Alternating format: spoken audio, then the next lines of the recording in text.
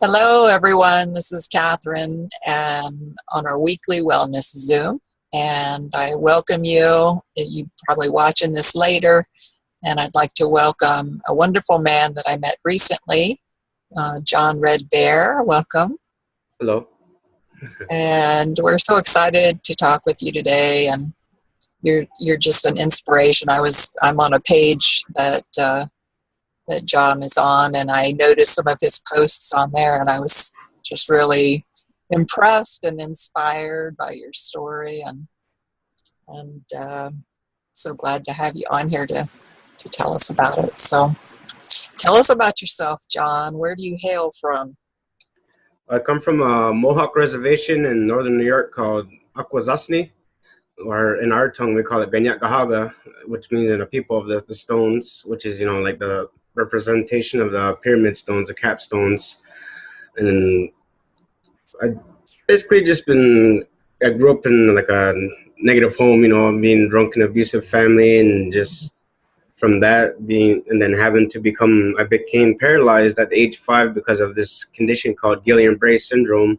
So I started packing on a lot of weight, and then just like from then on, I just was paralyzed in wheelchair for when I was from 5 to about 7. But then, like, with me being able to speak with spirits and be a little bit different, I had spiritual guardians who would come to me and tell me, how to will my legs to work and how to use my energy. So then once I start tapping into that, I start believing in that, I start changing my life around. I start willing my legs to work. I start learning to wiggle my toes, start learning to crawl. Then I had to learn to walk again.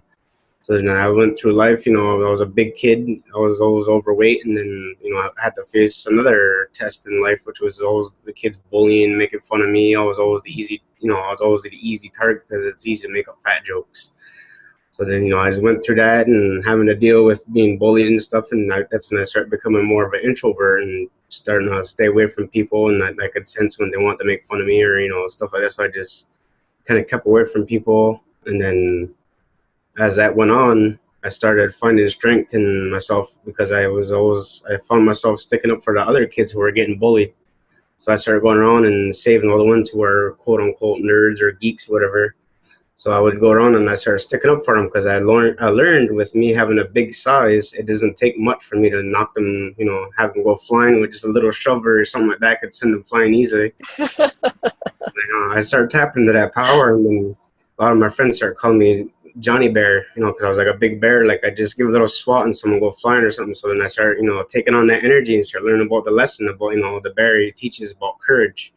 And that's what, I try to show my example by sharing my journey all the time is, about the courage to go out there and do what you want to do, believe in yourself, to have that love for yourself, to, go out there and be who you really are.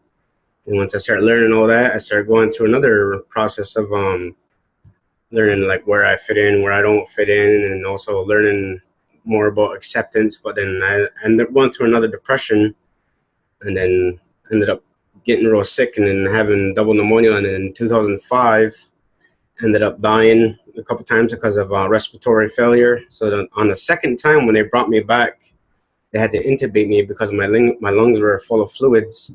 So then they drained my lungs, and then they tried to bring me back a third time. But by that time, I had already left my vessel.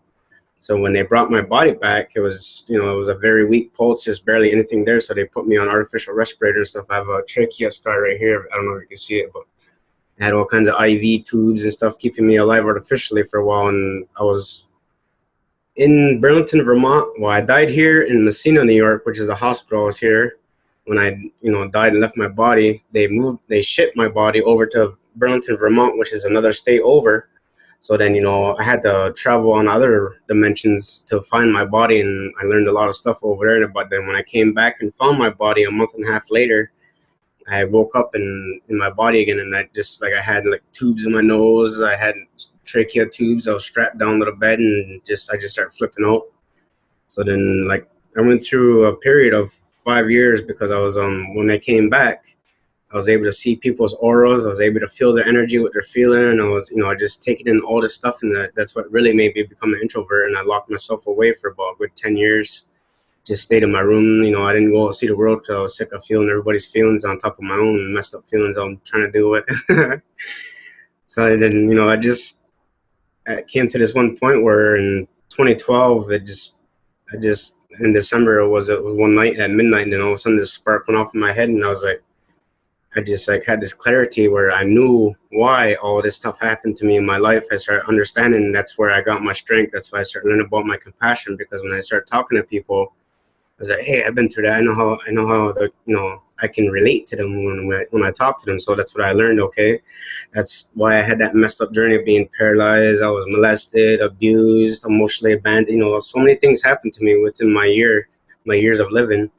And then now I find out I can connect with so many people, because so many people are going through the same exact problem all the time, and that's why they put on weight, is because it's the emotional burdens that they carry. It's also emotional weight. It's not just from always eating. That's what I end up learning too. The emotional energy you hold in you also makes you get bigger too. Yes, exactly.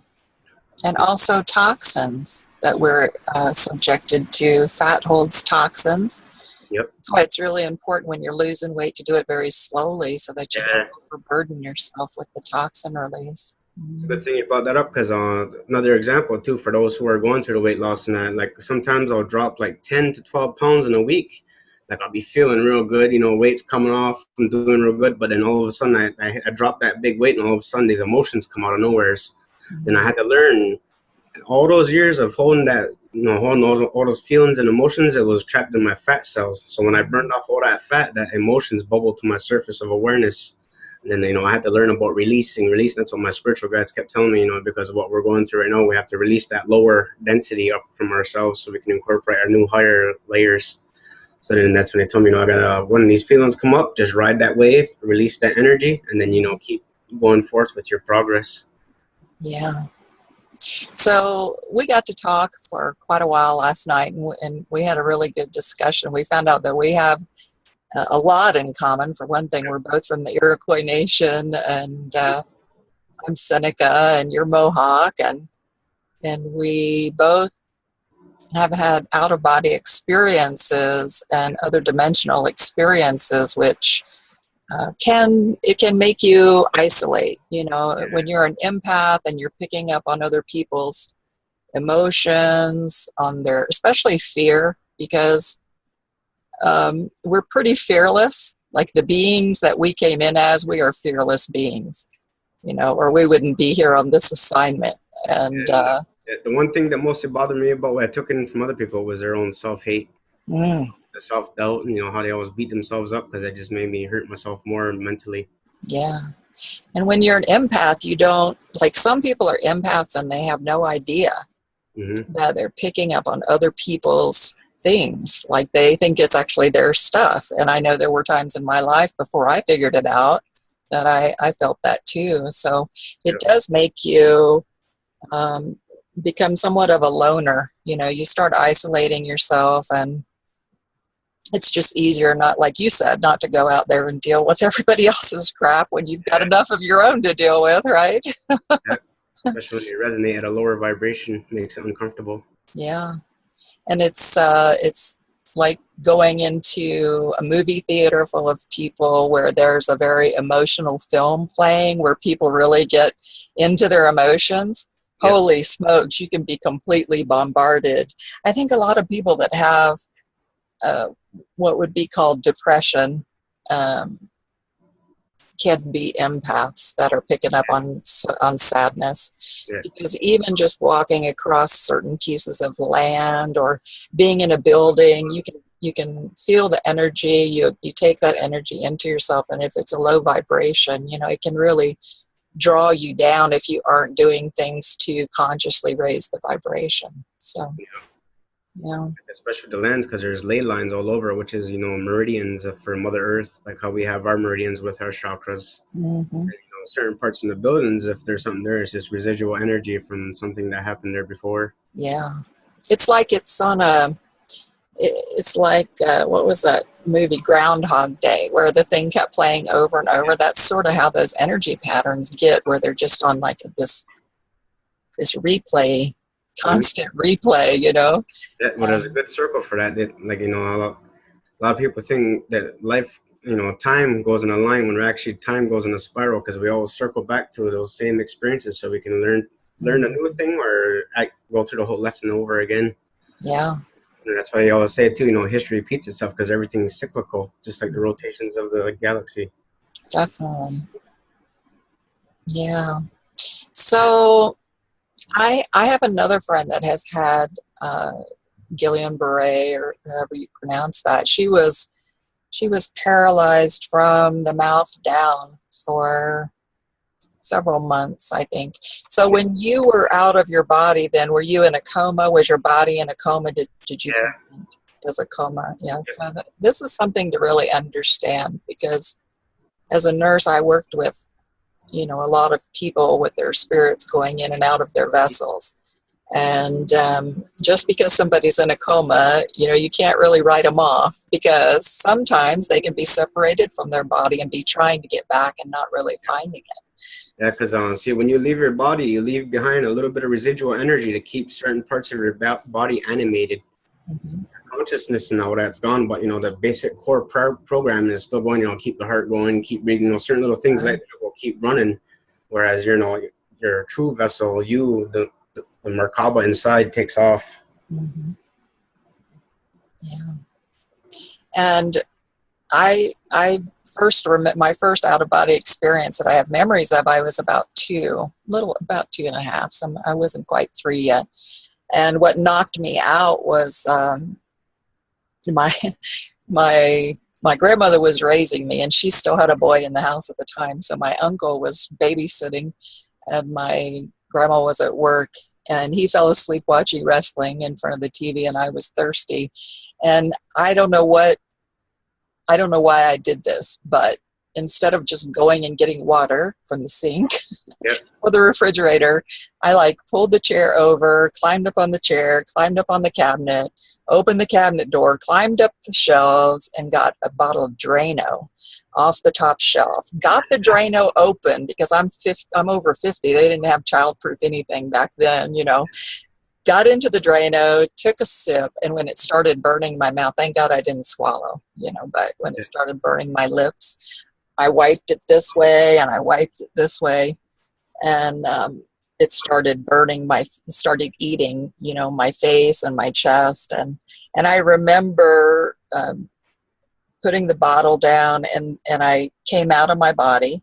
And I remember seeing my little body. I ran back to my bed, and I just got in my bed and cried myself to sleep silently, because crying out loud wasn't something that was welcomed in my house at the time, Well, that's a lot of houses too, because remember, I bet you got the same thing when you get ready to cry. Don't cry, be strong. That's right. I'll give you something to cry about.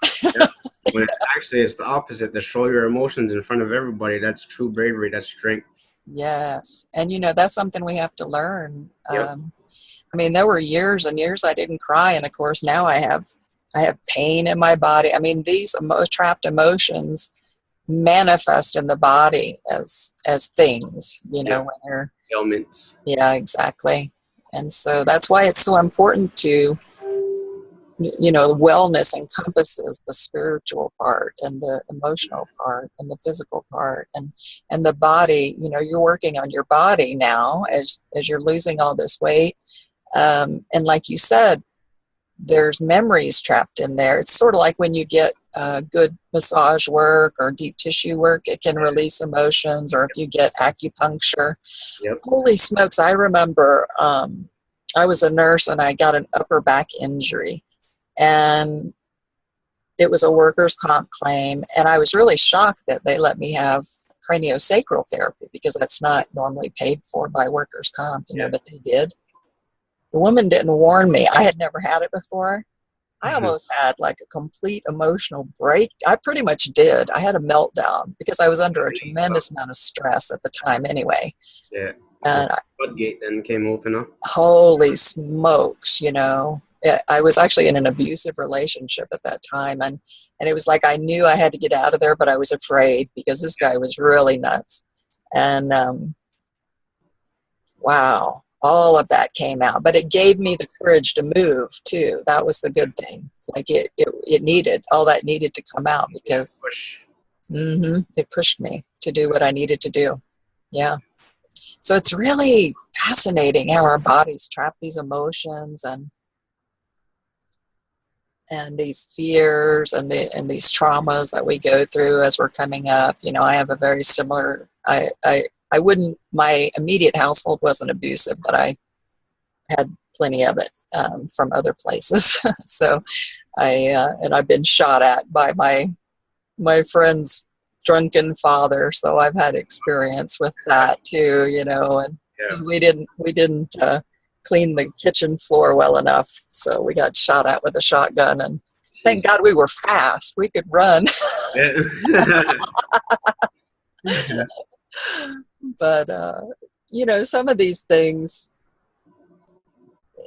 you don't think that they're there. Like, you don't put two and two together. Like, I've worked with a lot of cancer patients through my nursing years, and then I worked for a naturopath, and we dealt with a lot of cancer patients, and it's almost always heartbreak that causes cancer. It's a really deep, like I have a friend that I was treating him with a natural treatment for cancer.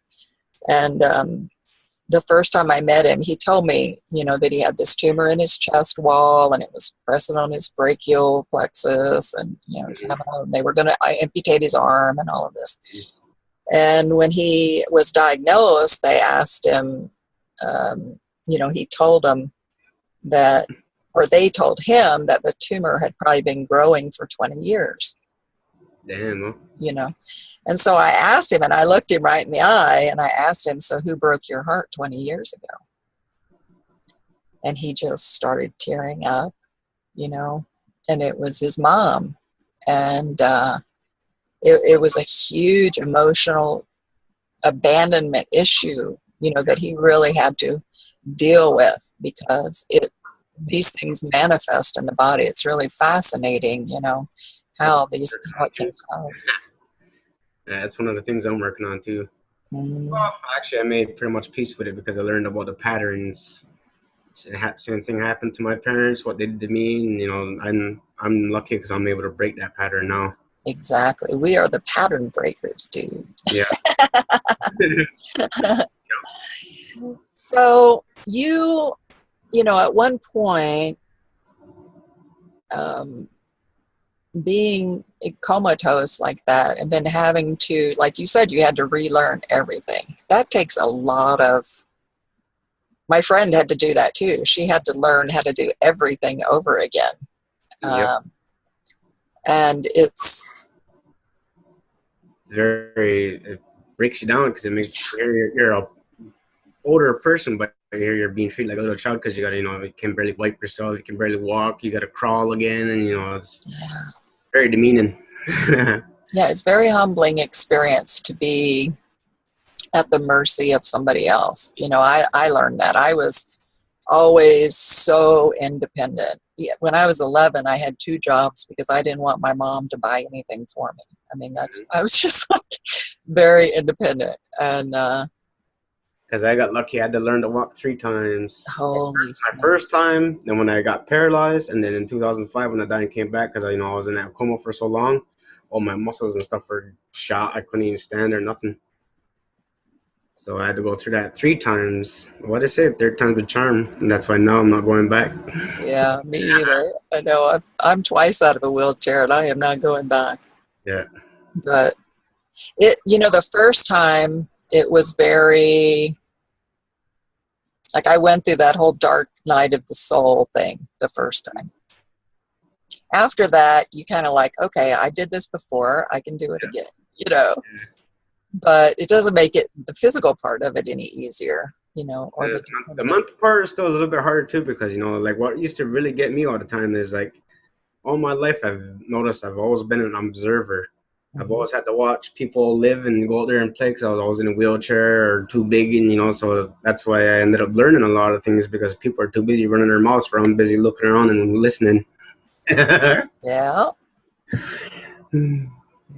But I learned a lot from being an observer. I missed out on a lot too, but, you know, that's why I kind of look at another thing too, you know, with great power comes great sacrifice. That was my sacrifice. Mm-hmm. But I gained a lot of knowledge. We gained so much knowledge, so much compassion for people. Mm-hmm. I mean, obviously we're put into these situations to to gain this stuff, you know. Yeah, There's a great triggered purpose certain behind things. all of this. And even just this Zoom today, you know, the fact that you and I are brought together, that we can discuss these things, because this will reach somebody today. You know, this will really, it'll really touch the right people. Yeah, resonate with them. Yeah, exactly. Yeah. I was talking to my son this morning, and I was telling him that we were talking last night, and we don't really know. I don't know if he knows any other Iroquois, actually. Like, I know one other Iroquois person here locally. Yeah. Uh, it's so cool to meet like your own people, you know. Hmm. So it's so how now you had a surgery when you had to lose us. You told me you lost a certain amount of weight, and then you had a surgery. I guess they probably wouldn't do the surgery until you got to a certain weight, or you had Yeah, to. because when I started in 2012, on my weight loss journey, I ended up going to, try to apply to get the bariatric surgery. But at the time, being 620 pounds, they said I was too high risk. So then I took about another year to myself, and I got down to 550 pounds for the surgery within a year, which is about a good 70, almost 80 pounds roughly. I had lost on my own because, I really wanted to get it. And at that same time, I was doing my mental preparation. I even sent myself away down to this rehabilitation place down in New York City that I seen on Oprah Winfrey's show. Oh, yeah. It was Brookhaven down in New York. I seen it on one of her Oprah shows. I figured I'd go check it out. It wasn't that great, but I did learn about triggers. I did learn certain things which helped me. And then when I came back for 2013, I already had, that mental stuff done, and ended up getting my surgery. I flew through the psychiatric evaluations with flying colors, and then ended up getting then once I got that surgery, I waited about a good whole year. I just went through, worked on my eating, getting used to the new habit of, sipping water. You got to eat small meals. Got used to that. So I took a year to myself. And then the following year, 2014, that's when I started, hitting the local little gym. I started going 3 days a week and, just working on an hour a day. Started at first, and then I started building up my stamina, started building up my endurance. Then actually I got to the point where 2015, I joined the local gym here. And then I've been going strong 6 days a week, 3 hours a day. And I brought me right down to 250 pounds that I'm at now. Because when I got my surgery, I can't remember exactly, but I was at 550. I got my surgery about a year later and some change. I got down to 380, and I wasn't dropping anymore. So that was about it. That's why I started hitting the gym and started increasing my activity. And then in 2015, I got intense with my activity, and then, I've been going strong since then, and now I'm down to 250 pounds. And last time I got my BMI done, it said I only have 8% body fat. Most of it's just loose hanging skin. And I have like almost 90 pounds in loose skin hanging off of me. So, I'm actually probably only weighing about 170, 180, if that, without all this loose skin on me. Yeah, because you don't look like you weigh that at all. No. No. Yeah. Yeah, it's a loose skin pulling me down. Yeah. But that's So, I mean, you had two things. You had Guillain-Barré, which paralyzes you. So you have to nervous come back disorder of from the that. spine. Yep. Plus the weight. Yep. So that's why your story inspired me so much, because, I mean, I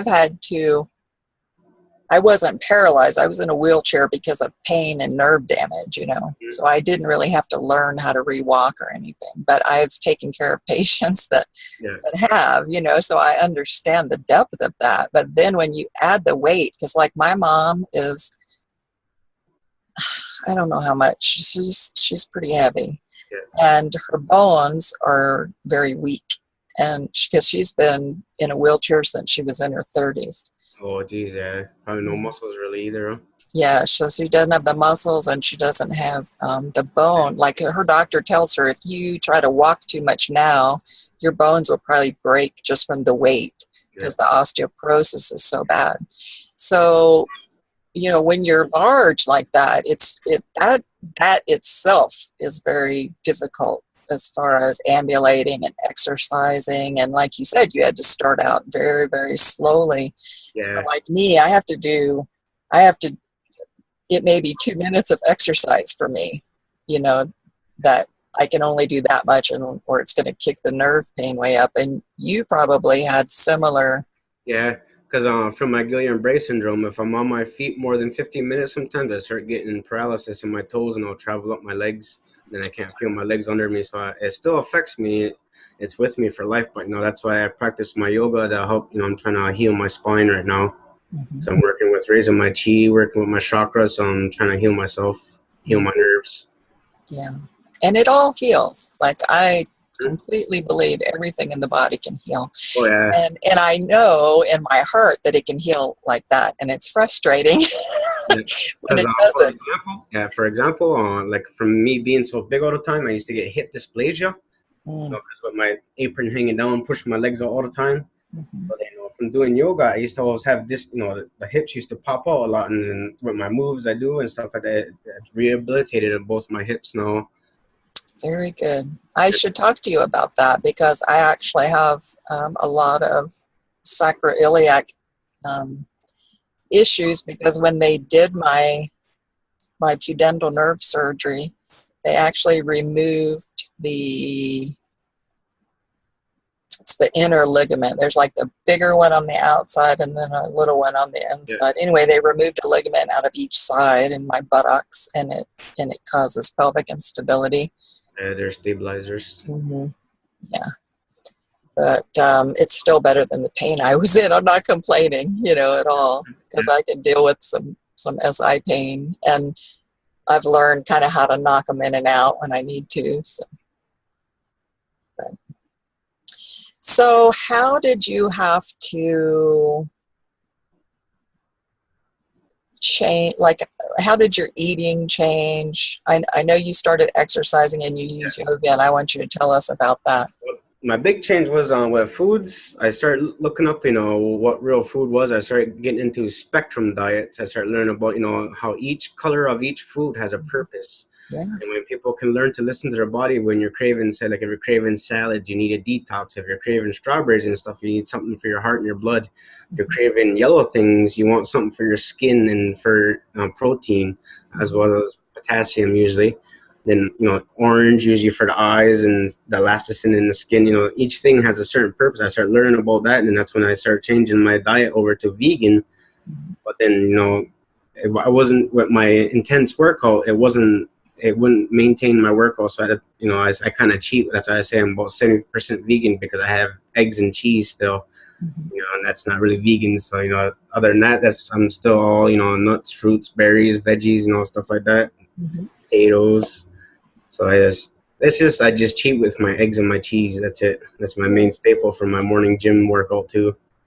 I can see. I mean, I've read your posts where and if you want to, you can tell us what your workout is, because it is intense. I mean, I would not be able to do that on a vegan diet either. I'm vegan.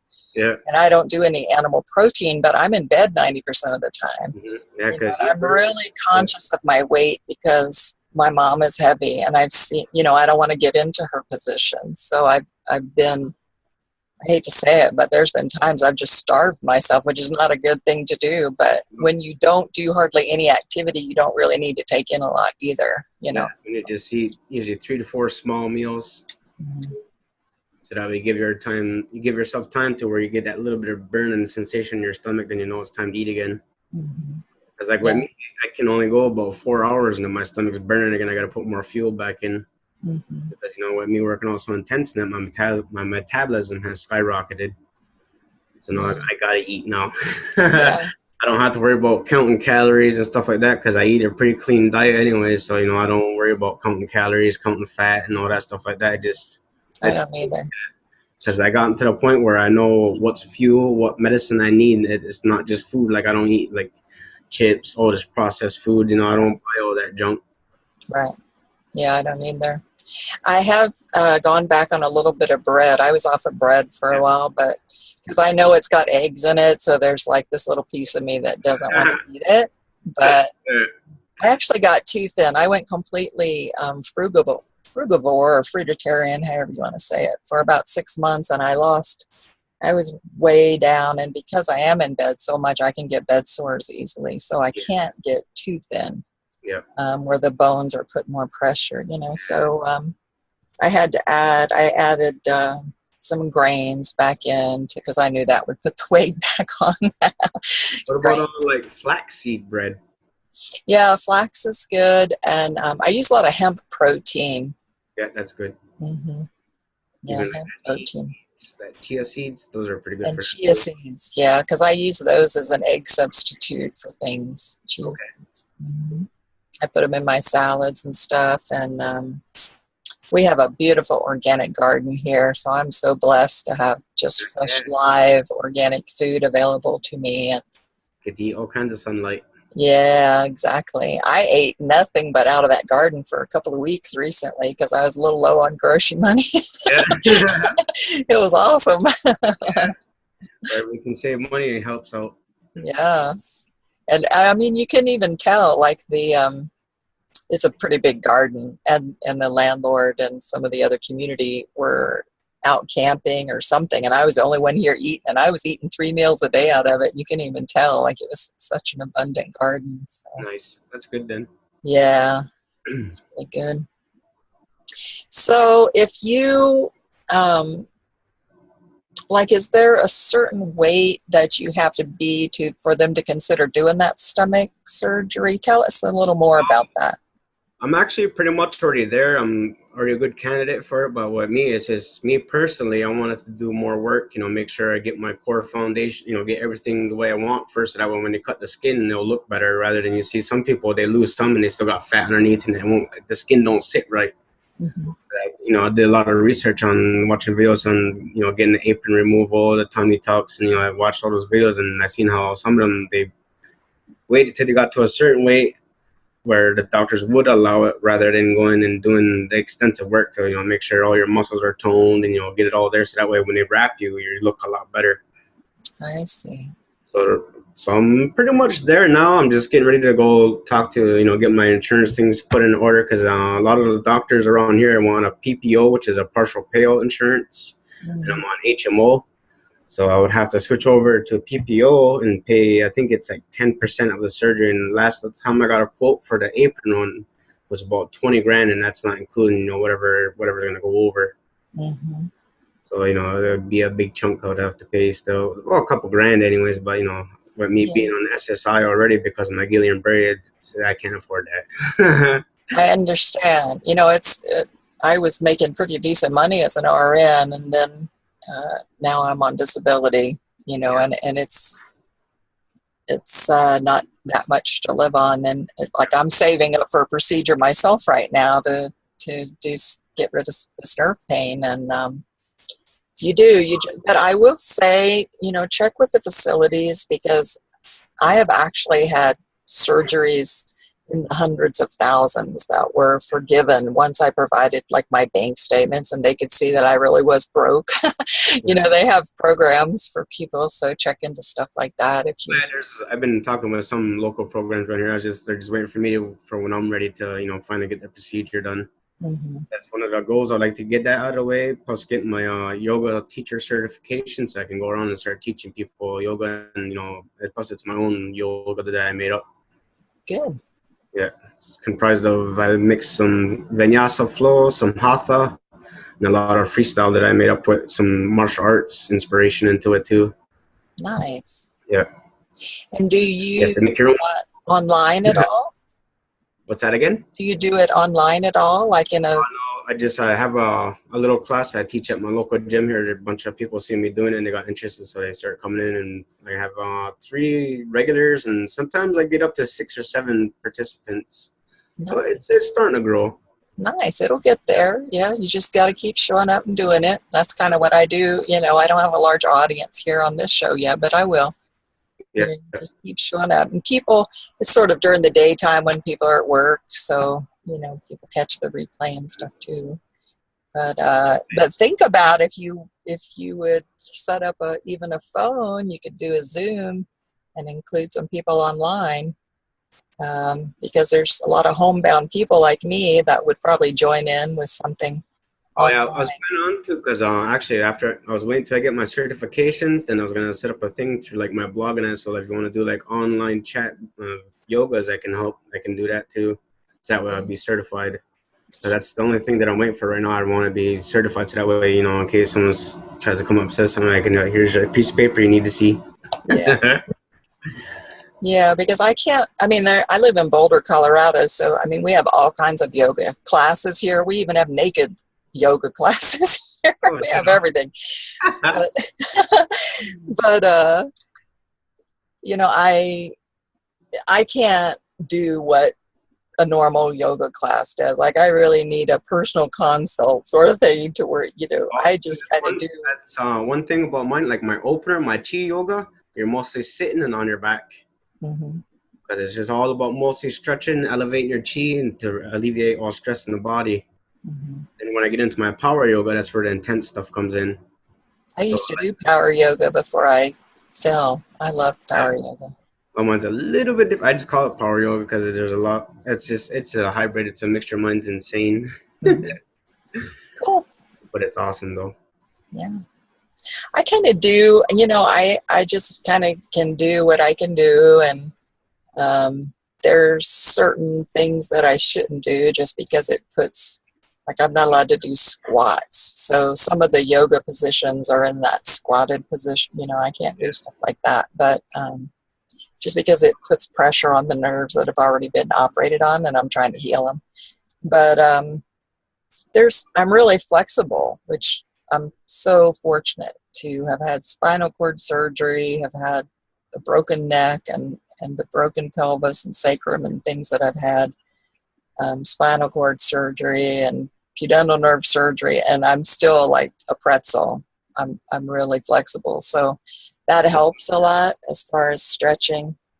I would like to get some sort of a Tai Chi sort of routine going on. Yeah, that's even good. That and Qui-Gong, they're pretty good. Yeah. I took medical Qigong classes, actually. That's a really good, Qigong is a really good practice for yourself or even working with others. But I was a dancer. I used to love to dance. So that's what I miss. And I still think that incorporating the dance slowly is one of the things that will get me back to where I need to be. Because when I dance, I sort of go out of body when I dance. So I can a rhythmic trance. Yeah, trance dance. Yep. Yeah. That's usually when they say that's when your feet are kissing Mother Earth. If you're barefoot and you go and start doing it in the circles, that you start forming that vortex, the energy comes up. Yeah. Yeah, it just feeds the body. Mm-hmm. So have you adjusted fairly well to your new lifestyle? You like it? Yeah, it's pretty good because I don't know, just before I was always, just stuck in my room and stuff like that. And where now I love it where I'm out there in the gym helping people. I get to see them grow, see them get more flexible. And then they're always telling me about how they're more excited about how they notice they're getting stronger, they're getting faster, and they're losing more weight. And it just, it fills me with, it just makes me feel happy because, that's a gift I want to give to people. And that's what I'm working hard on getting to. So, now that I get to practice it with my few followers that I have now, my students, and it just, it shows me that when I do get my big one going, I'll be doing well. Yeah. I think that's one of the reasons this stuff happens to us. It puts us in a position to help other people. Yep. And it does. It feels good to help people. Mm-hmm. And that's one of the reasons this Zoom, you probably aren't aware of this, but this Zoom was actually started because one of the girls that has this condition that I have killed herself, and she's not the first. There's been many of them, and they don't even teach about these conditions in medical school. And so we've been petitioning them and trying forever to get them to, at least teach about it in medical school so that people aren't called crazy. Yeah. Like the doctor that did my spinal cord surgery, he had heard about, they had done a research project on that spinal cord birth defect like 20 years before. So, but he remembered that. So even if it's just mentioned, like in nursing school, we learned about so many things. Then. Yeah. It was meant to be your surgeon. Yeah, exactly. Oh my gosh. I did I went to the phone book. This was back when there were phone books. Some people might not even know what a phone book is, but there used to be these books called Yeah, phone books. the books. And I just like asked Spirit to guide me and just kind of closed my eyes and ran my finger down to where it stopped. That's the one I called. And I mean, of all the surgeons, he knew what was wrong with me when two other doctors told me it was something else.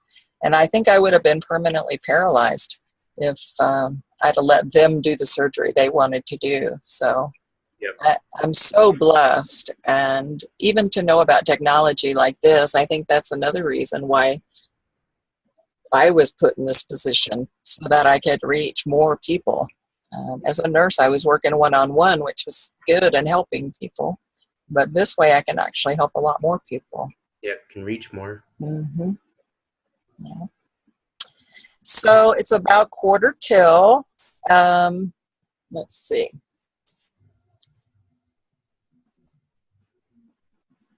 If someone's out there and they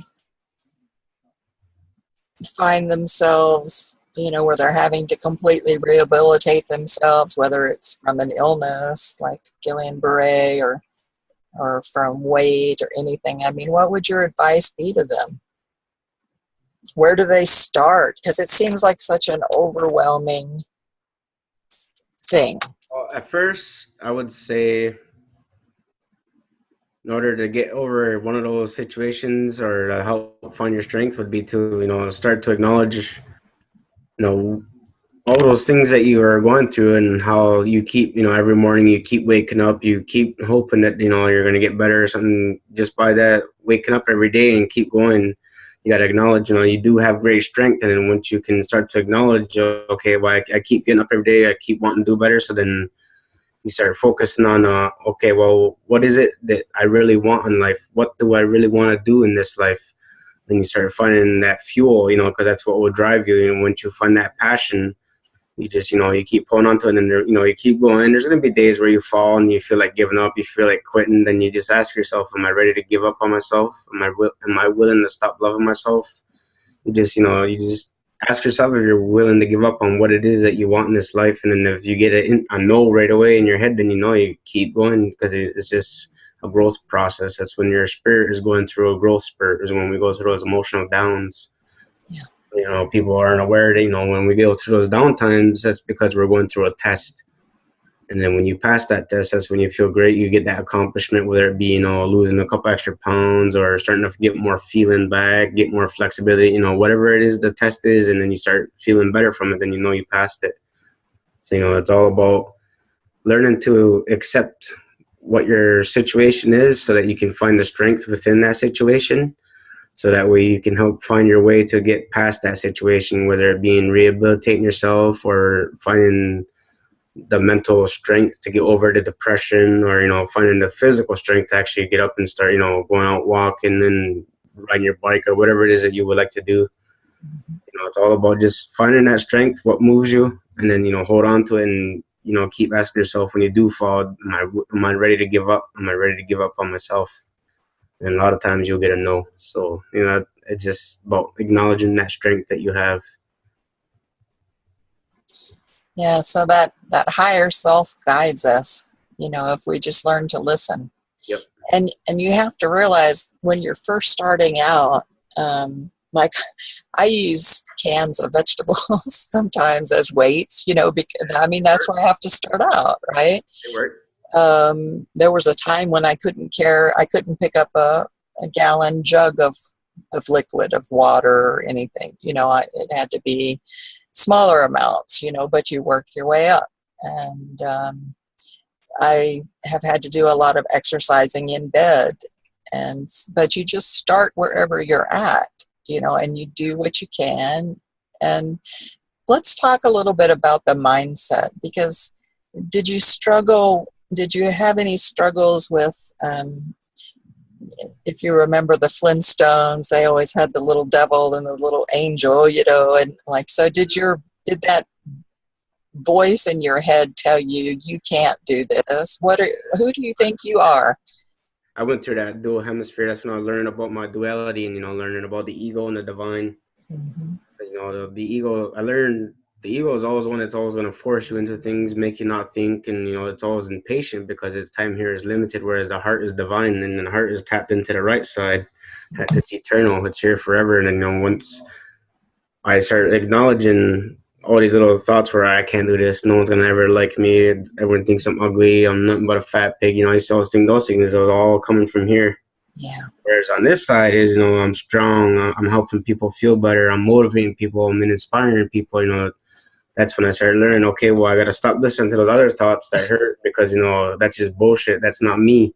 And so I started, listening to the other side, and I started because that's what even comes back to that saying: be careful which wolf you feed. There's a good wolf and a bad wolf. You feed the bad wolf, you're gonna feel bad. You feed the good wolf, you're gonna feel good. That's exactly right. So I started going by that. So I started feeding my good thoughts more, feeding my self-love, feeding my self-belief. Mm-hmm. And I got to the point where the other wolf was starving, and he wants attention, but I was like, nope. Yeah. Because people always try to blame it on other people. They say they put it off on, well, so-and-so makes me feel this way, or, and it's not that so-and-so makes you feel that way. You make yourself feel that way. We are our own worst enemies when it comes to some of these things. It's not that other people are telling us that we're no good or we can't do it. It's that we're telling us that we're no good and we can't do it, right? So we have to conquer that wolf and start feeding the other one. That's where people start learning about perception. And perception, changing perception. Holy smokes. That was probably one of the biggest lessons from all of this, is recognizing that no matter what circumstance you are in, you have the ability to change your perception about that circumstance. I don't care how horrible it is. And when you're on the left side too, feeding the bad wolf and that perception there, all you see is, it's nothing about strife. Everything's hard. Life sucks. That's all you see over there. Whereas if you're over here feeling a good thing, hey, there's optimism. There's a lot of changes. There's possibility. There's a lot of good things going on. Yeah. So once they can learn. And plus, another thing too about perception is that people don't understand is perception is a mirror that's flipped. Because even when we see things, when the image comes in through your eye, that little first pyramid, and it hits the back, the image is upside down, comes back, hits that lens again, comes back, then you see it right side up because you're perceiving. That's what I'm saying. We don't see here, we perceive, and we see here. Mm-hmm. But it happens so fast because it happens at the speed of light. That's why your hands go like that. You can't, your eyes can't track it because your hands moving at the speed of thought. So you just see it like strobe light in front of you. Yeah. You only catch that little glimpse because that's the speed of light.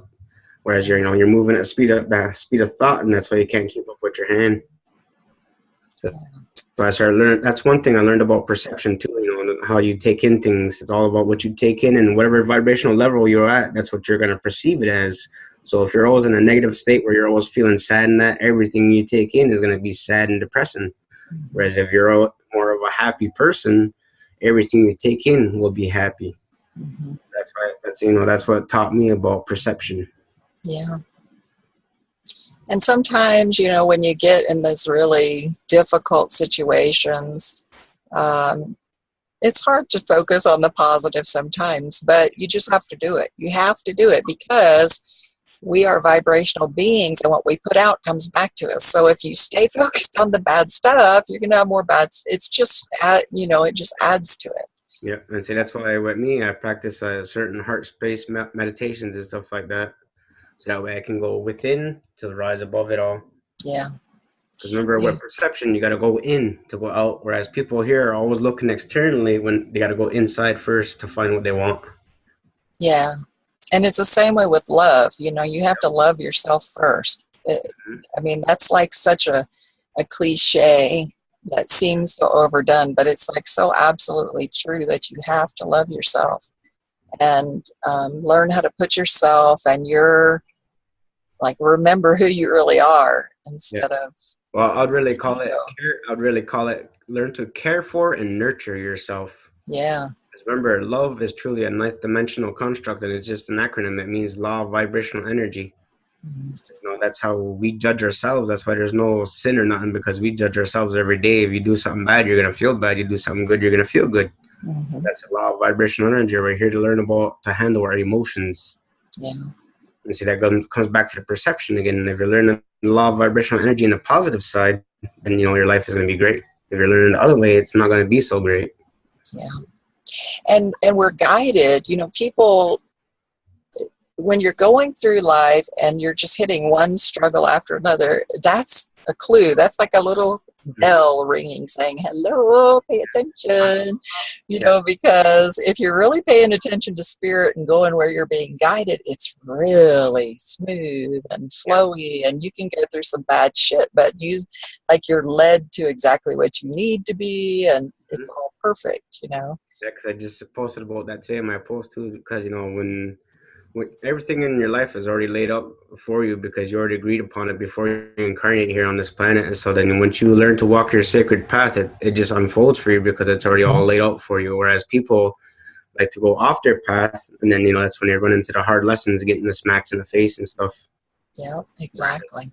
Whereas if you can learn to follow and listen to your heart, you will follow your journey and walk it well. Yeah. Yeah, and this whole judgment thing, that's a huge construct here, third dimensional construct. There's a lot of people working on that, energy workers, thankfully, and we're seeing more of a shift to fifth dimensional thinking and being. But plus it's part with our light DNA upgrades we're going through right now too. Yeah, a lot of people are going, the boats are rocking right now for a lot of people.